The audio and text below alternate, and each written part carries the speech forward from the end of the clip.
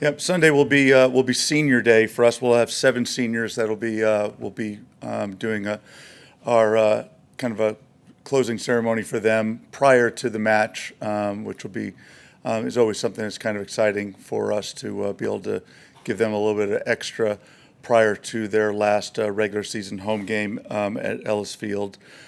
These are big games for us because it's a culmination of the regular season, but they're also really big games in regard to how we wrap up the regular season and hopefully preparations for the postseason. These games have huge implications for not just our season, but for the SEC race, for the NCAA tournament, and for the SEC tournament. So all the way around. So lots of things in the mix for the game in Fayetteville, but also for the game back here at Ellis Field on Sunday. So I'd be happy to open it up for questions. We'll go to Tyler back on TV row.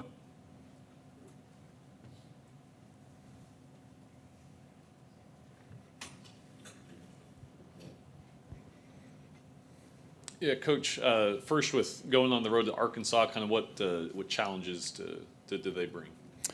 Well, Arkansas, they come in as the number 2 team right now in the national RPI. They have only one loss on the season, and they're very unique team in they don't play like anyone else in the country.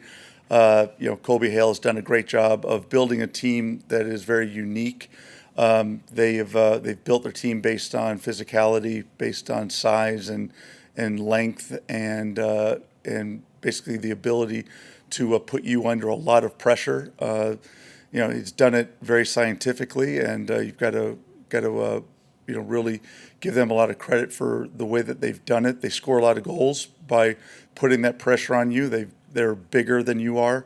They're a lot of their players have a lot of pace, and they put you under just immense pressure in the way that they play. And they've have a term that I think is pretty good. They talk about embracing the suck out of life, and the way that I guess I haven't seen their training sessions. It'd be interesting to see, but they've been very successful, and you have to take your hat off to the way that they put you under pressure and make you have to really go about a really well conceived game plan to be able to deal with the pressure that they put you under.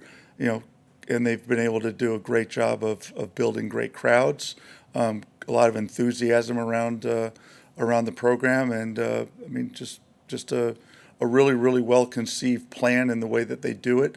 They have to look at how they can what kind of players they can bring to Fayetteville, and he's done a really, really good job of doing that. And so when you play against them, you have to be ready for what they do. They're very much about restarts and set pieces. The game is very choppy in the way you go, so you have to be ready for these 20 and 30-second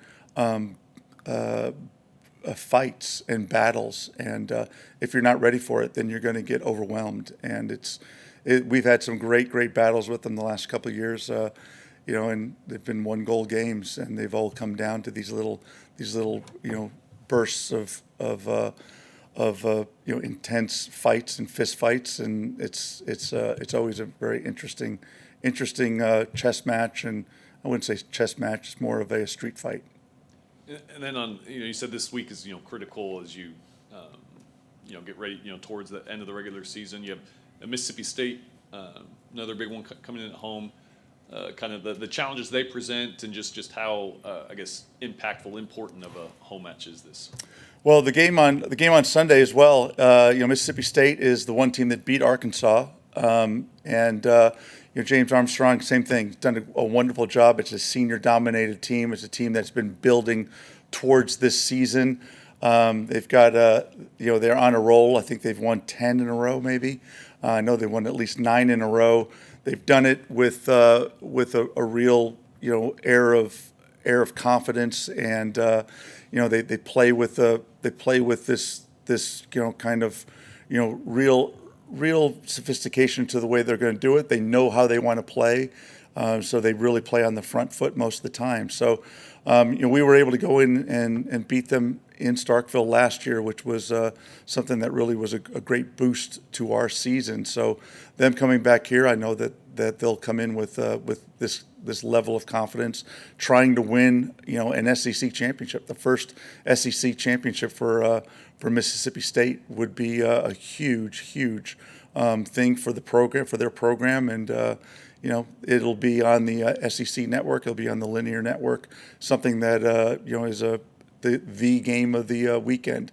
It'll be the big match, and it's something that they've been up for every big game this year. So we've got to be equally up for it. It'll be a huge game for us. It'll be the big game of the season for us. Something that we need to get a result to ensure that we're going to go to the NCAA tournament and that we're going to be there for the postseason.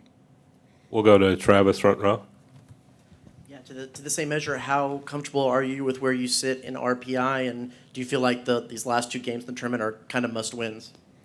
Well, we're not comfortable with where we sit. I mean, we've had some really rough breaks against us. We've been playing without, we played the last game and a half without our captain due to injury. We've played without a lot of our players due to a lot of injuries this season. So we've had to shuffle our lineup almost every game and put people into places that they haven't been comfortable in, and people into places that are out of their comfort zone. So. Trying to, put a lot of things, puzzle pieces where puzzle pieces don't go, and finding ways to kind of get ourselves into a position to at least cope with a tough schedule in a tough league. And right now, I would think that we might have as many as 11 teams make the NCAA tournament, which is it's the SEC, maybe probably more than that. So. We want to be one of those teams. One of the keys to that is you have to have at least a 500 record. We are one game over 500 going into, a game with two of the top 5 teams in the country. So you can kind of do the math there. We need to get results in these games. That's why the last game, getting a tie against LSU was something that was really problematic. It's one of the reasons why I got kicked out of the game when I thought things were being treated unfairly. So it's just it's one of those things that's just been we've been having to kind of overcome a lot of tough breaks, and it's one of the things we'll be preparing for this week is that we'll be in there for the fight, battling as much as we possibly can for every second of these matches. We'll go to Luke on the left side there. From a scheduling standpoint, do you enjoy wrapping up the regular season with 2 top 5 programs? Do you think that can be beneficial going into the postseason and kind of going into a bit of momentum? Well, we try to play the best teams we possibly can every game. So playing against good teams, we practice against a good team every day with our own players. So I think the hard thing about it is just right now, just with the number of injuries that we've had, it makes it. It just makes it to where going from playing on Thursday on the road against a really physical team in Arkansas to come back and then have to play against a team who's trying to win the championship. That's tough. That's a tough game. But we'll be fine with it. We'll come back and be ready to go. And then we got Alex still on the left side there. Yeah, I guess just first, do you expect Carolyn to be available this week at all? I don't know. We're hoping for the best. We'll prepare for the worst. Yeah, and then just knowing the situation you're in and the caliber of team you're going to play, just how do you hope your team can approach just what's ahead of them in kind of some must-win games, knowing that it's high competition.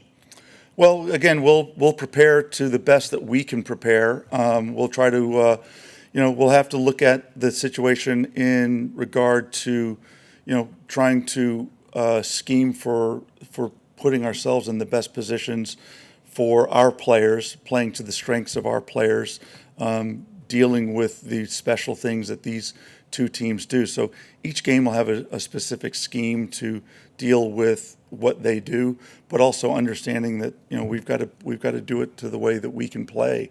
You can't go out and go with a completely different scheme that doesn't at least suit the things that you can do. So these are very unique opponents, and it's one of the things that's kind of neat about the playing in the SEC is that we have some excellent coaches in our league, and so it's a chemistry set every game. Every game is a unique formula that you've got to come up with. So it's not like you can just go out and do the same thing every week. Every game is something that you've got to scheme for differently. It's what makes it kind of exciting. It's what gives us kind of this neat. Every day you come in, it's check out what formula you're going to do, how you're going to have to change what our shape is going to be, how we're going to change little adjustments to the way that we're going to do things to make us the best that we can possibly be. And it's one of the things that brings out the best in us, brings out the best in us as coaches to find ways to make our players as good as they can be. And we'll wrap it up with Rob. Howdy, Coach. Howdy. Can you talk a little bit about this group of seniors and if you do have to go into a dogfight, how important it is to have the girls that you got?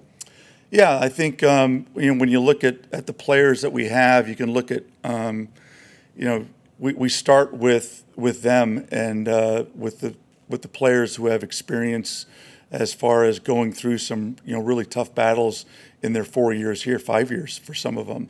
You look at Mia Pante, you look at Micaiah McDonald, you especially look at people like Taylor Pounds, who on on Friday night was maybe our best player. She's a player who does routinely does about a 7-mile sprint for a full game, and these are players who are absolute warriors who go through these battles all the time and still have about a 3.75 grade point average, and come out of it smelling like a rose. And these are players that represent the school in the best possible manner that they can. These are people who came to Texas A&M because of the university. They came here because they knew that they wanted to represent a great school. They came here because they knew that this was a school that was going to represent them for the next 50 years of their life as an institution, as a place where they would walk around proud of the ring that they were wearing, not just the championship rings, but the